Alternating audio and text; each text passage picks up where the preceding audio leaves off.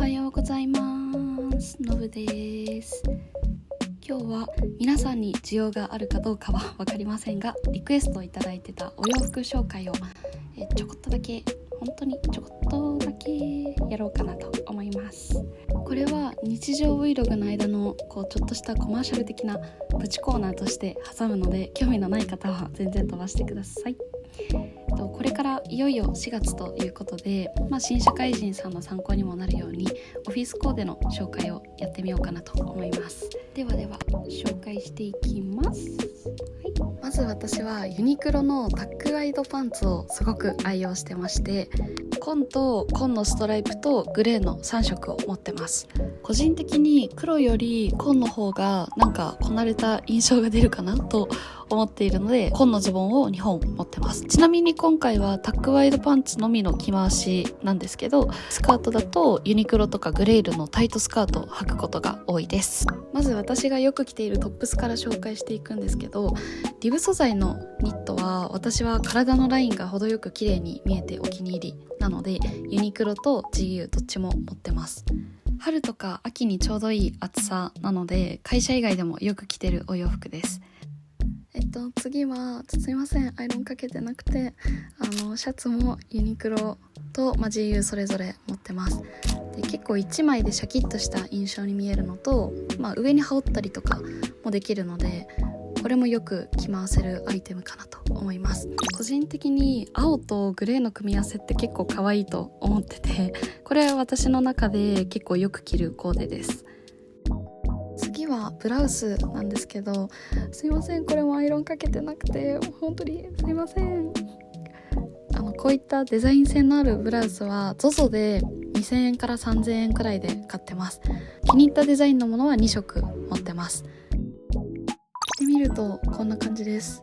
いやー、やっぱりブラウスめっちゃ可愛くないですか？1枚着るだけで女の子らしさもありつつ、オフィスレディみたいな感じも出せるかなと思います。で、地味におすすめしたいのがカーディガンで、今着てるものを含めて全部ユニクロです。で、なんでおすすめかっていうと、こういう風に1枚で着てもいいんですけど、中にさっきのシャツとかブラウスを着てもいい感じになるので、着回し力がすごい高いので、社会人2年目になってから結構着るようになったなっていうふうに思います。ちなみに新卒の時はユニクロの感動ジャケットのセットアップを着てました。私の会社は絶対リクルートスーツっていう感じではなかったので、お値段的にもちょうどよくてよく着てました。色の組み合わせなんですけど、私はなるべく全身暗い色にはならないようにしたいので、ズボンが紺とか黒の時のトップスは明るい色にしていて、逆にトップスが紺とか黒の時はグレーのパンツにしてバランスをとってるつもりです。すいません、グレールの紹介を忘れてました。個人的にグレールだとニットトップスが可愛くておすすめで、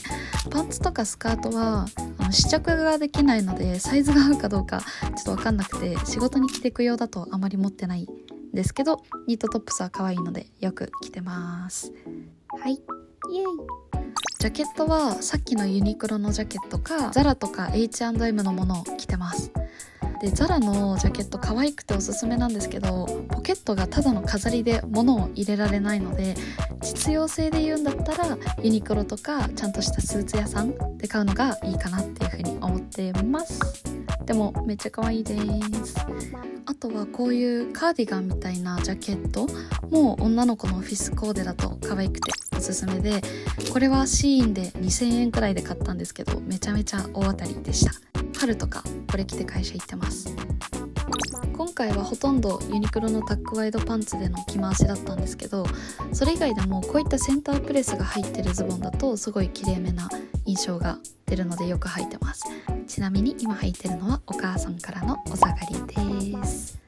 はい、ちょっとこんな感じで